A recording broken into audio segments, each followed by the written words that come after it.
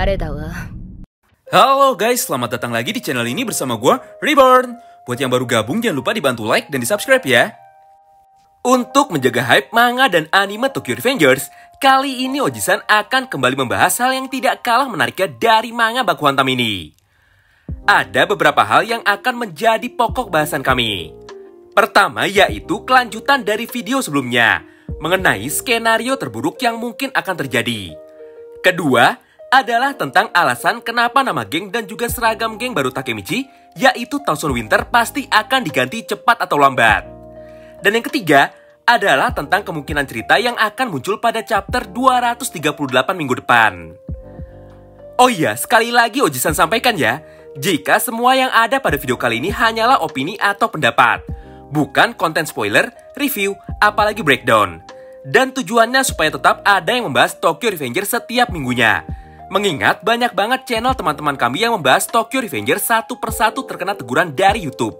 Semakin dikit yang membahas, tentu YouTube juga semakin segan untuk merekomendasikannya. Begitupun sebaliknya. Kita doakan saja semoga channel-channel sahabat kita, seperti Bos Pecandu dan juga Bos Zona Biru bisa kembali bergabung ke dunia Baku Hantam Tokyo Revengers. So, tanpa berlama-lama lagi, bagi kalian yang tertarik dengan semua pembahasan kami kali ini, kalian bisa simak terus ya video ini sampai habis. Kita mulai dengan pembahasan yang pertama, yaitu mengenai sebuah pernyataan berikut. Jika di akhir chapter nanti Koko akan mati, maka skenario seperti apa yang paling masuk akal? Serta siapa dan apa alasan Koko bisa terbunuh? Sebenarnya semua pernyataan dan pertanyaan tersebut bisa dengan mudah kita jawab dengan menggunakan chapter 236 dan chapter 237 sebagai dasarnya.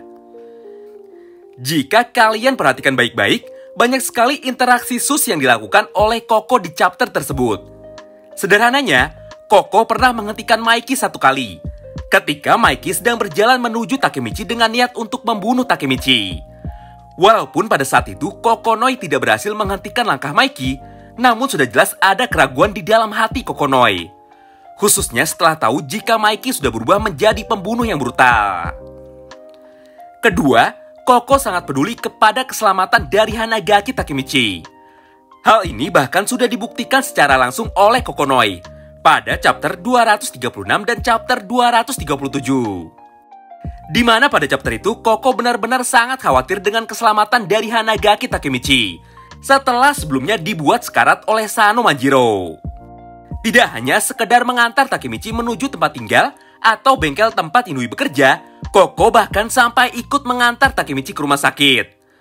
Bahkan selama koma, Kokonoi selalu datang menjenguk Takemichi dan selalu menunggunya hingga akhirnya Takemichi sadar di hari ketiga. Kemudian yang ketiga, Koko sudah sadar jika kali ini dia berada di pihak yang salah. Namun naasnya, walaupun sadar dia ada di pihak yang salah, Koko saat ini tidak bisa mundur lagi. Karena dirinya sudah terlibat terlalu dalam dengan semua urusan di dunia berandalan. Nah, berdasarkan kesemua hal di atas, maka bukan sebuah hal yang mustahil jika kedepannya Koko akan kembali membantu Hanagaki Takemichi. Entah apapun itu bentuknya. Bisa saja Kokonoi membantu dalam hal informasi ataupun hal-hal lainnya. Yang menjadi permasalahan adalah di geng Kantomaji masih ada Haruchio Sanzu, sang eksekutor atau pembunuh berdarah dingin. Prinsip dari Sanzu sangatlah sederhana. Dia menganggap Maiki sebagai raja, dan hanya Maiki lah satu-satunya orang yang dia ikuti. Ketika Sanzu tahu jika Koko mempunyai hubungan spesial dengan Takemichi, atau sederhananya, ketika tahu Koko berpotensi mengkhianati Maiki, maka Sanzu pasti tidak akan tinggal diam saja. Ingat kan apa yang terjadi kepada Mucho? Karena sempat mengkhianati Maiki dengan cara berpindah kubu ke geng Yokohama Tenjiku. Sanzu tanpa pikir panjang langsung membunuh Mucho menggunakan katana miliknya dan langsung membuang mayatnya di dermaga tua tersebut. Jadi, karena Tokyo Revengers sudah sering sekali mengulang-ulang kejadian di masa lalu, atau lebih tepatnya bisa disebut dengan time loop, maka skenario terburuk ini bisa saja akan kembali diulang dan dimunculkan kembali pada akhir cerita nanti. Apalagi, dalam setiap arc, Ken Wakui selalu menambahkan serta memasukkan unsur pengkhianatan ke dalam ceritanya. Contohnya pada saat arc Mobius, Pehyan yang berkhianat dan dimanfaatkan oleh Kisaki untuk memulai pemberontakan. Kedua, pada saat Arc Valhalla. Bajilah orang yang keluar dari Toman dan bergabung ke dalam geng Valhalla. Ketiga, saat Arc Black Dragons. Hakailah orang yang keluar dari Toman dan bergabung ke dalam geng Black Dragons. Dan yang keempat, saat di Arc Tenjiku. Muncullah orang yang keluar dari Toman dan berpindah kubu ke geng Yokohama Tenjiku milik Izana. Keempat, arc tersebut selalu mempunyai unsur-unsur pengkhianatan di dalam ceritanya.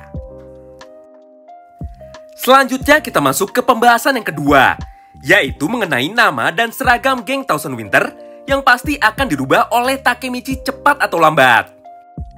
Sebenarnya kalau mau dijelaskan secara mendetail alasannya banyak banget dan akan memakan waktu yang cukup lama. Oleh karena itu, kali ini Oji-san akan bahas satu alasan yang paling sederhana dan paling masuk di akal. Namun pertama-tama ada satu hal yang harus kita pahami dan kita garis bawahi, yaitu saat ini Chifuyulah satu-satunya orang yang membuat nama dan seragam dari geng baru milik Takemichi. Nama ini datangnya dari keegoisan Chifuyu sendiri, bukan hasil musyawarah bersama. Takemichi sebelumnya juga sempat meminta Chifuyu untuk mencari nama lain. Tapi karena saat itu kondisi Chifuyu masih marah, jadi mau tidak mau untuk saat ini Takemichi harus menuruti semua permintaan Chifuyu tersebut. Namun menurut kami sudah sangat jelas sekali jika nama geng Thousand Winter dan juga seragam dari geng Thousand Winter bukanlah nama final dari geng baru ini. Ketika anggota lain sudah terkumpul, maka Takemichi pasti akan merubah nama dari geng Thousand Winter. Dan ketika Mitsuya sudah bergabung, maka sudah pasti dia akan membuatkan seragam baru yang jauh lebih layak daripada seragam komunitas pecinta kucing milik Chifuyu ini. Nah, sekarang kembali ke pertanyaan di awal. Apa alasan Chifuyu membuat sebuah nama geng dan juga seragam geng berandalan menggunakan nama dan bentuk yang aneh seperti ini? Jawabannya ada pada chapter 83. Karena Chifuyu. Alasan yang cukup jelas bukan? Oji-san masih percaya jika nama geng Tokyo Revengers lah yang akan menjadi nama akhir dari geng baru milik Takemichi. Karena geng ini terbentuk dengan tujuan untuk meneruskan cita-cita dan harapan dari Draken, maka sudah pasti akan ada unsur naga yang menjadi lambang dari geng baru Takemichi. Gak mungkin juga kan mereka semua turun derajat, apalagi Inui. Dari yang sebelumnya ada di geng Black Dragons, malah turun derajat ke geng Black Meong. Terima kasih banyak yang sudah simak video ini sampai habis ya. Sampai jumpa lagi di video selanjutnya. Bye-bye.